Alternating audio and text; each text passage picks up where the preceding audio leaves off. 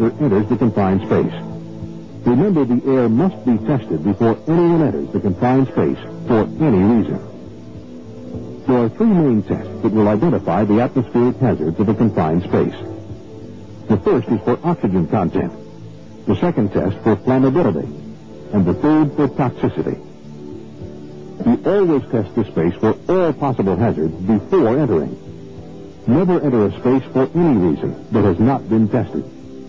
Whether it is at the beginning of your shift, after lunch, or maybe you step out of the space to grab a tool or stretch your legs.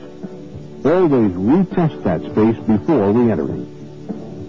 To find out which tests are needed for a specific space, check the confined space entry permit. The permit will guide you through atmospheric testing. It tells you which tests are needed, the testing equipment and procedures to use, and the atmospheric conditions that are acceptable for safe entry. Perform all tests listed on the permit and enter the results on the permit form.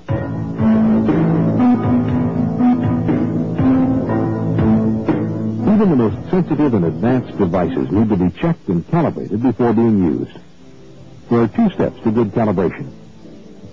Before leaving for the space, use a known span gas to calibrate your instruments. Since you know the concentration of the span gas, you will know exactly how the instrument should respond. If it does not respond as planned, there's a problem with the sensor. As you head out to the space with the instrument, there's a chance it will be knocked and jostled. So perform a simple function check in the field before using. For an O2 sensor, simply breathing into it will reduce the oxygen level to 19.5%, if not lower. For a function check on combustible gas sensors, use a solvent magic marker. Holding the marker up to the sensor will give you a response. Although a butane lighter will definitely register, it is dangerous to introduce an open flame in an area with a questionable atmosphere. There is no way to perform a function test for toxicity sensors, so make sure you calibrate accurately and transport the instrument carefully. Function checks do not replace calibration. A function check only confirms that alarms are working and that sensors haven't been damaged since calibration.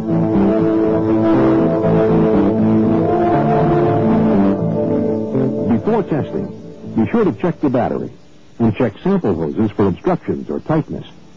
Be sure hoses and probes are long enough to sample the entire space. Know the time it takes to get a response after drawing a sample. Make sure you have calibrated properly and that the response and alarm set points are functioning. Initial tests of oxygen level, flammability, and toxicity must be performed from outside the space.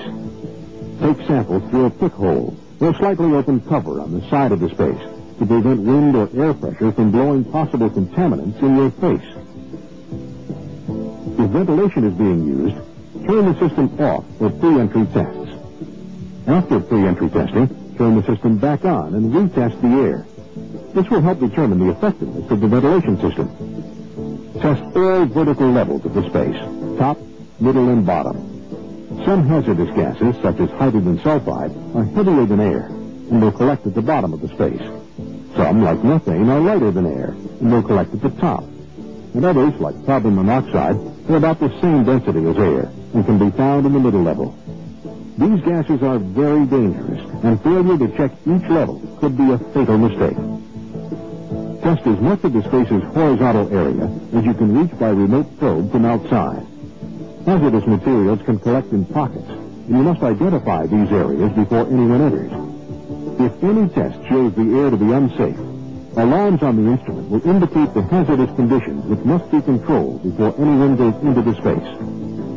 This may involve additional cleaning or ventilation. Don't just assume that these measures have then eliminated the hazard. Always retest.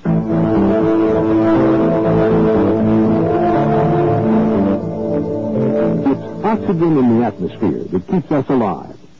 Normal fresh air is about 21% oxygen.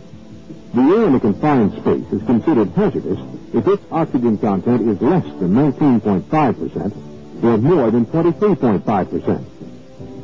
Oxygen deficiency, an oxygen level of 19.5% or less, can be caused by bacterial consumption, a chemical reaction such as rusting and burning, or it may be caused by displacement, when another gas moves in and takes over space once occupied by oxygen.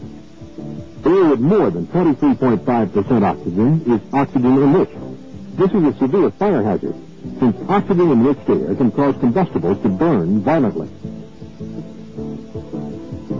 There are many different instruments for testing the air's oxygen content. These instruments can save your life, but you must use them correctly. Follow the manufacturer's instructions. Also, you must understand instrument limitations. Some devices are accurate only within specific temperature and humidity ranges. With others, certain chemicals in the air can cause inaccurate readings. Test slowly and carefully.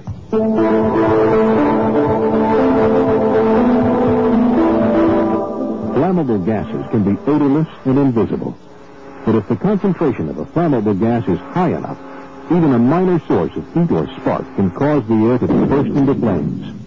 The air in a confined space may be considered hazardous if the concentration of a flammable gas is greater than 10% of the lower flammable limit, LFL, or if the concentration of airborne combustible dust meets or exceeds its LFL. The LFL is the amount of a flammable required for an explosion or ignition to occur in normal air.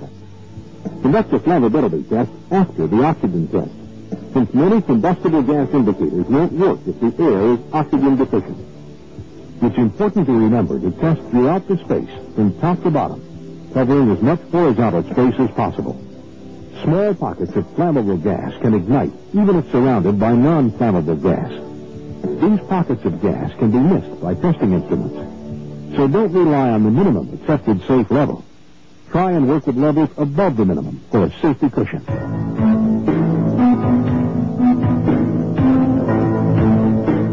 In many confined spaces, a toxic atmosphere may be present. Some toxins can cause severe health problems, even death. When you enter a confined space, your health, perhaps your life, depends on advance warning of any toxins that are present. Each toxic gas has permissible exposure limits, expressed in parts per million. These levels determine the allowable time-weighted average, the short-term exposure limit, and instrument ceiling level. Be sure the alarms in your instruments are set to go off at the appropriate level for the gases you expect to monitor. Even if the oxygen content measures between the allowable 19.5% to 23.5%, and the flammable vapor concentration is below 10% LFL, it is still possible for the air to contain a higher concentration of toxins. Check the entry permit to see exactly what atmospheric toxins could be present in the space and determine the PELs.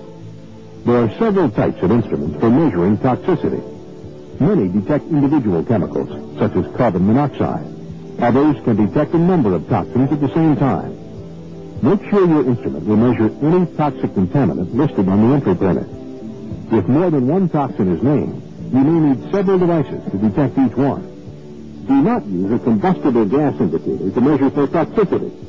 Many combustible chemicals are health hazards at much lower concentrations than their lower flammability limits. A combustible gas indicator might not accurately measure the low levels at which these materials are toxic. An instrument designed to measure one specific gas measures gas concentrations more reliably than a general gas instrument.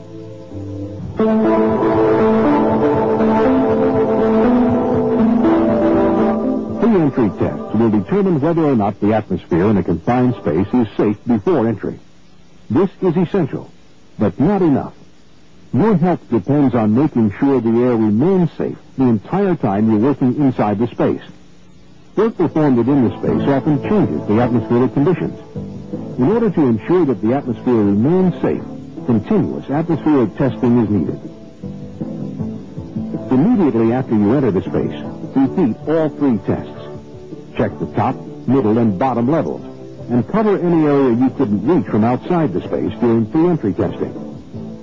Be especially thorough in areas where contaminants might leak into the space or accumulate, such as around pipes and irregular surfaces. If you must go into an untested area, wear a supplied air respirator until tests are complete. Test with a direct reading instrument and a remote probe or detector tubes so that you can test each area before actually entering it. After entry, either periodic retesting or continuous monitoring is needed. The entry permit will tell you if continuous monitoring is required. If continuous monitoring is not necessary, the permit will state how often the air must be retested. Continuous monitoring maximizes safety if you will be doing work that can create hazardous conditions inside the space. This includes scraping, scaling, using solvents, and performing hot work, since any of these operations can cause changes in the atmosphere of the space.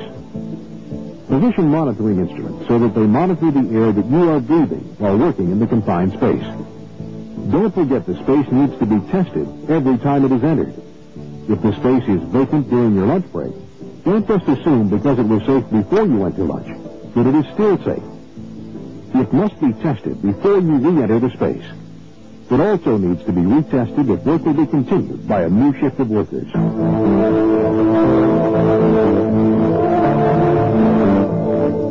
the air in a confined space becomes unsafe during entry, your life may depend on responding quickly and correctly.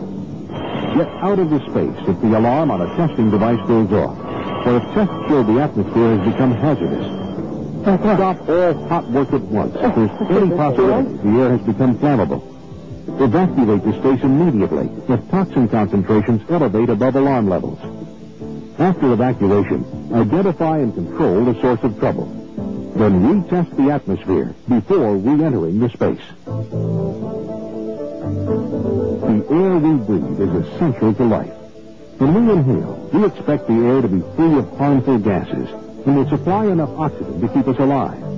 Usually this is the case. In a confined space, however, the situation is different. Here there is a very real chance that the atmosphere is hazardous. Never assume that the air in a confined space is safe. Always perform every test listed on the entry permit before you enter. Use accurately calibrated instruments and follow the proper procedures. If the air is unsafe, do whatever is needed to control the danger before entering. Testing.